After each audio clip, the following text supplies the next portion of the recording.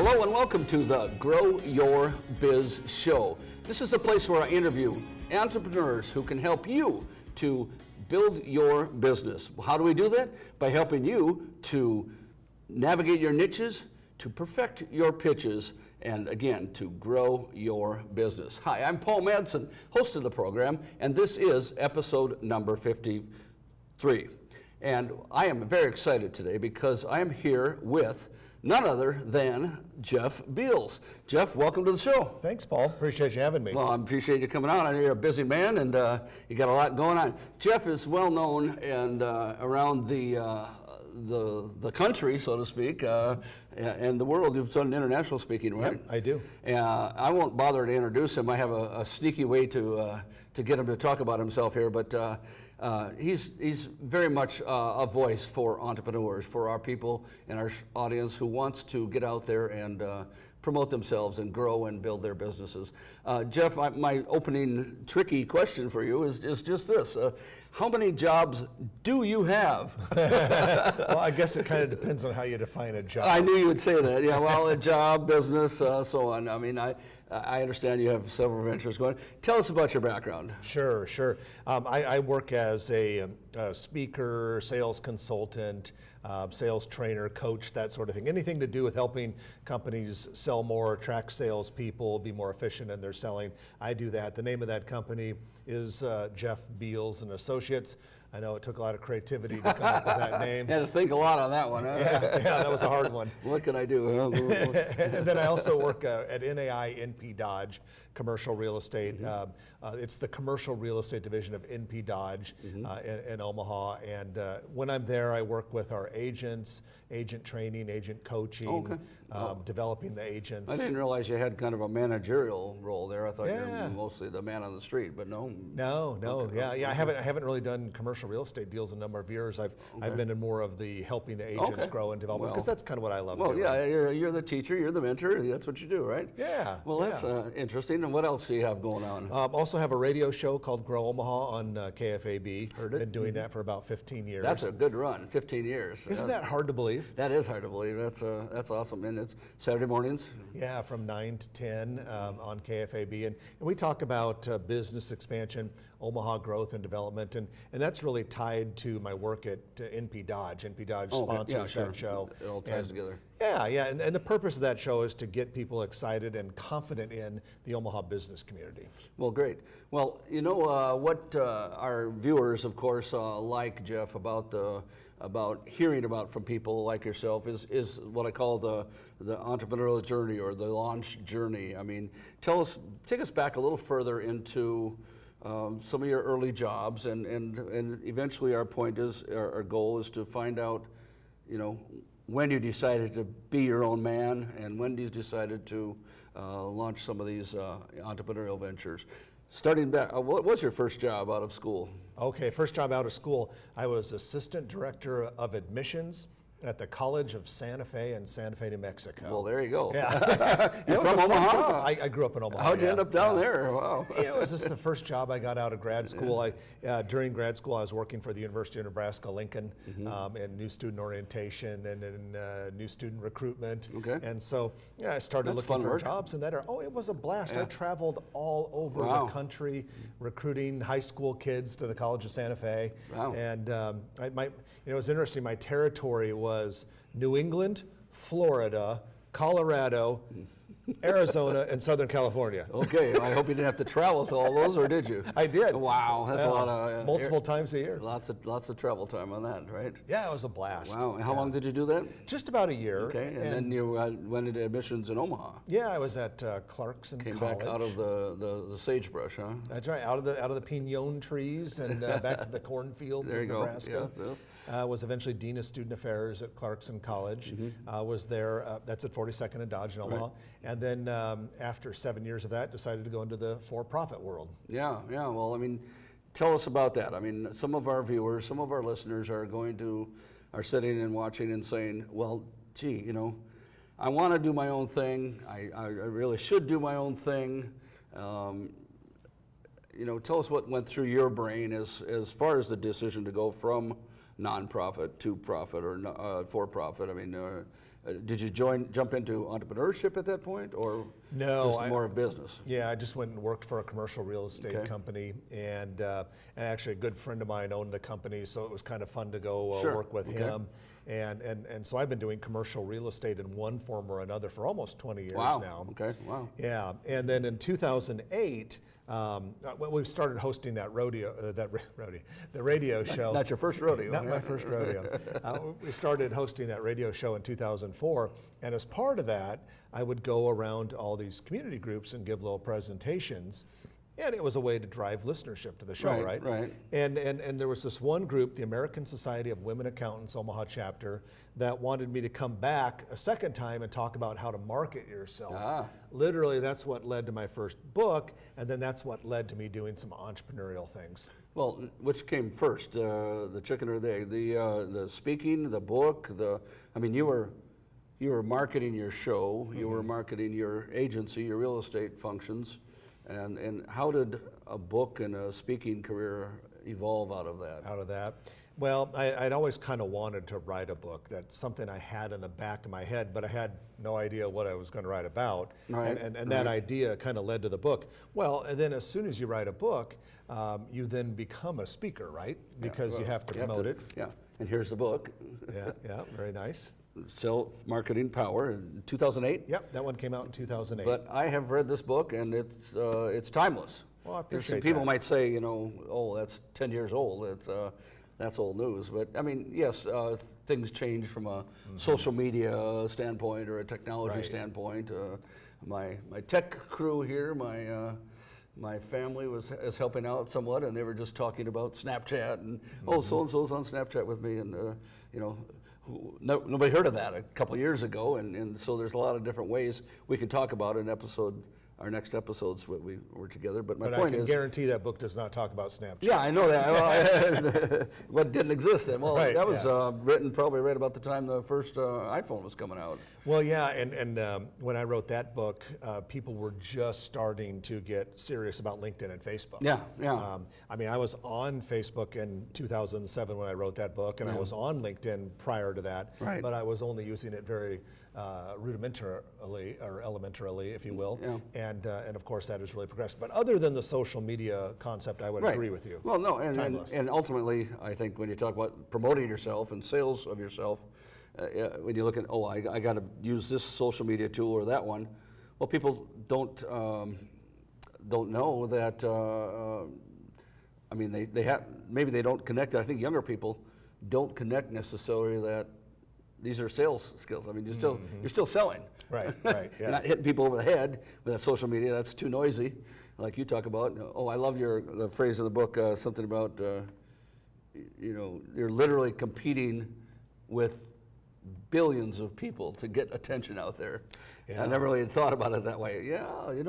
Internet's a big place. It is. I mean, you have 7.5 billion people on Earth, and a few billion of them are on the internet or on some form of social media. Yeah. So while the marketplace of ideas has never had more access for a person or a company, it's never been more loud and cluttered. Right. Well, and that's a perfect thing. So before I forget, I want to also ask you about your alliance, your Mastermind Alliance. So I'm going to make sure we have time to talk about that. That's another. I think that's what caught my eye to invite you on the program. Was you had a post about it, that it's anniversary or something new that you're doing. Tell us about the Mastermind Alliance, Mastermind Sales. Sure. It's the technical name is Sales Leader Mastermind Group. Sales Leader Mastermind Group. Yeah. It's a program I do with my partner Beth Mastery, and basically we invite people who are in charge of sales functions at their company, whether it be a chief sales officer, VP of sales, or the president, if the president personally oversees sales. Whoever that person is, that is the kind of the first eligibility. And we get those people together for a whole year. Wow. They go through a very deep experience together. In person, live, together? 4 times a year in person for a very long, full day. The rest of the time is always a virtual. Sure. But we take them through an experience. It's part educational. It's mostly facilitated peer-to-peer stuff. In our first year, which began in November of last year, 2017, we had 8 sales leaders, and they joined us and stayed with us through the year. We're still at the tail end of that year right now, and we're recruiting for some people to add on to that group. We're going to keep probably, I think about 6 of them. So the original core will stay, and interesting. I thought it maybe be, this is class 1, this is class 2, and not really like that. No? We thought about that when we were creating the Sales Leader Mastermind group, but then we decided, okay, if the core group wants to stay, or even if just one person wants to stay, we'll have that person stay and supplement that person with other folks. And so we think about 6 or 7 of our 8 are going to persist or renew, if you will, and then we're actually going to expand it to 12. And so right now, when you saw that post, it's because I'm in recruiting mode. Oh, okay. We're out there getting sign me up. Yeah. It's why I do this show, is because I get to meet people like you and talk to people like you, and there's nothing better than having a great team of people. And what I like about the mastermind group is it's just that, a mastermind. It's everybody's coming together. Everybody really becomes mentors to each other and helping each other out, don't they? It's one of the best things a person can do if they want to be successful in their career. And Napoleon Hill, the guy who wrote Think and Grow Rich back in the 1930s, kind of is credited with being the father or godfather or mastermind of the masterminds, if you will. And he pushed the concept back then. And people have been doing that sort of thing for years, but it seems like in the last 20 years, they've really been accelerating. And you think about a mastermind as a group of people who get together to help each other succeed, hold each other accountable, give each other ideas, support each other. And the thought is that a mastermind becomes your personal board of directors. Right. I like that. Personal board of directors. Yeah, personal board of directors. And Paul, whether a person is in my mastermind or in one of the big national organizations like YPO or EO or Vistage or whatever, or if they start their own with 5 or 6 professionals that they respect, the power that comes out of them is tremendous. I'll tell you, I'm in a mastermind of about 53 sales, speaker, author, consultants. Sure. We're all over the world, most of us in the US, but they're all over the world. We're probably in about 6 or 7 countries total. We don't meet together in person very often, although there are a couple times a year where a lot of us see each other. It's primarily virtual. But what that group has done for my career in the 3 years I've been a part of it is really impressive. That's great. That's great. And we could do do show after show about just that. No doubt. So I know for a fact how that works, because I'm in a couple networking groups, and they're pretty close and they're helpful to it. We all try to help each other out. Not as formal as what you're talking about. And this is for you as an entrepreneur or a wannabe entrepreneur out there. Don't go it alone, right? Don't be out there alone. Where I was going with that is my classes that I teach through easy for me to say, Metropolitan Community College are all along the line of launching your own small business, launching your solopreneur practice. Done it for over 10 years, and it's just fun when we get together. I'm more of a facilitator than a teacher, and I just pull out what each person there has, and everybody comes together and, well, let's help Jeff, let's help Paul, let's help Bob, and that even though it's a condensed version, it doesn't go on, monthly like your group does. I could just see the benefit, the endorsement, if you will, the evoking of the gifts type of thing, and that's a lot of fun, isn't it? Oh, absolutely. To be a part of someone else's growth, whether that be personal growth or professional, is incredibly gratifying. Sure. Well, and I'm going to jump tracks just a little bit. Well, first of all, I wanted to go back. I guess we'd already talked about it, where your urgings to go into to form your own company. I guess that came out of your book and your speaking, and it just evolved and grew from there, right? Oh yeah, absolutely. And I'm one of these persons who has career ADD, if you will. Well, that's why I started the interview with, how many jobs do you have?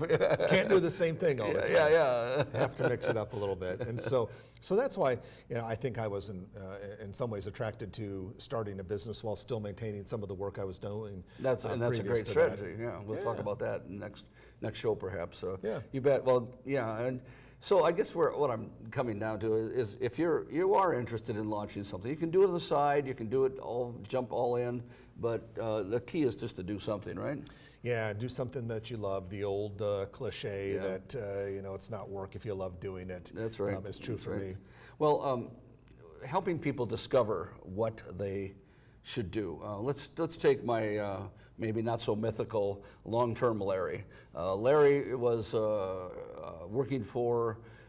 He's maybe been a credit analyst. He's been an underwriter. He's kind of been in a cubicle world for many, many years. He's 61 years old.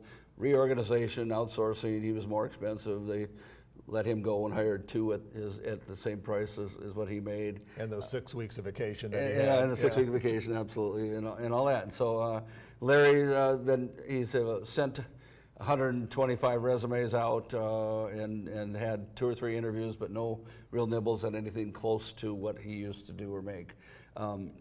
How would you advise Larry to kind of assess his skills, to figure out who he could be as an entrepreneur, as a solopreneur? What should Larry do as a first step to figure out where he should go next, since no one's going to hire him? Mm-hmm. Well, other than maybe a Walmart greeter or something there, which is fine. Well, nothing wrong with Walmart. And he might be a little overqualified. Yeah, well, you never know. You never know. Well, what should he do? What should he do first? What should Larry do first? You know, I think long-term Larry should sit down quietly with a pad of blank paper and start writing down some of the dreams that he's had in life, many of which he's probably had for a long period of time, but he's been too busy in that cubicle farm working for the man to try and chase some of those dreams.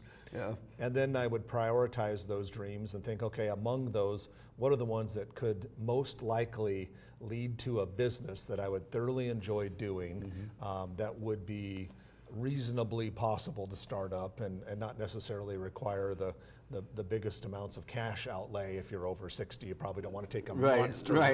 Right.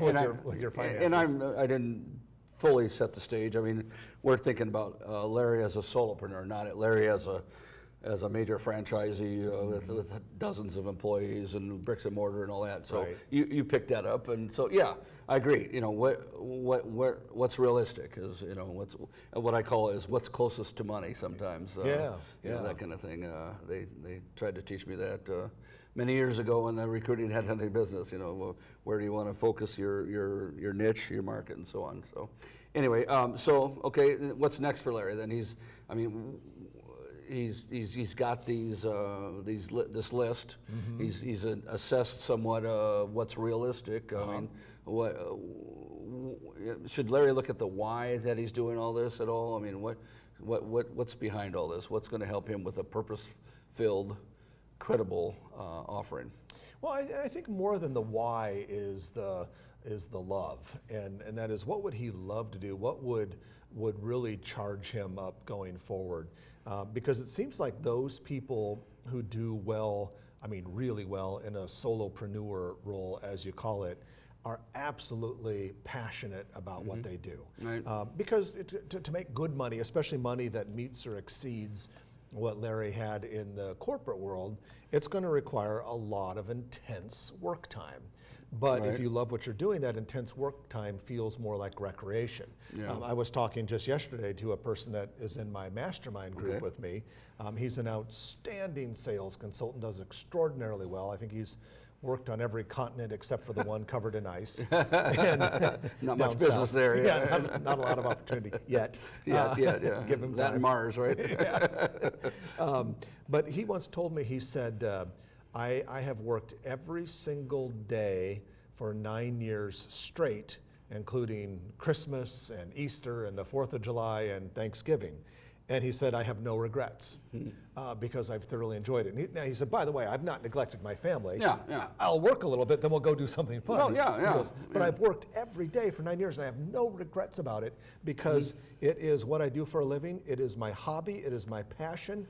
Doesn't seem like work at all. Yeah. Better than vacation. Yeah, it is vacation. Yeah, You know? yeah. The people say, I've never worked a day in my life. Right. If they're in their hot zone there, their zone of genius. That's a new book I need to read out there. So Larry should look for that, and then he should do a lot of research and think about what would be, you know, best, all things considered, and all the logistics that go into it.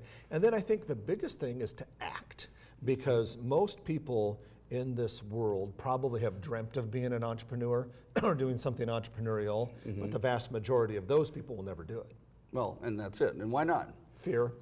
You know, it's that creeping self-doubt kind of takes over your head, and the closer you get to doing something, the more that those little voices in the back of your head say, you're not ready for this, you can't do this. Who do you think you are? Who do you think you are? Well, Imposter in fact, syndrome. I don't know where I read that about you, but you you talked about before the mic went on in your first show on the radio, you looked over at your partner and said, what are we doing here? Yeah, what the hell business do we have doing this? That was actually a story in that book. Okay, then I didn't know if it was a bio or the book, yeah. And, that's very true, though. Very true. I mean, I sometimes have that feeling before I go on my own little show here, and so I can relate to that. I see that, and I think that does prevent people from, how do they work through that? What's the best way to work through that? You know, I think part of the reason is you have to remind yourself why you're having those thoughts. I mean, as I like to say, I may be 50 years old, but in my brain, I'm still a 15-year-old kid, right? Yeah. And so sometimes you think, okay, what business do I have as someone who's really a 15-year-old kid have And so I always tell myself, I tell myself a couple things when that happens. Number one, I say I have the talent, background, and preparation to do this.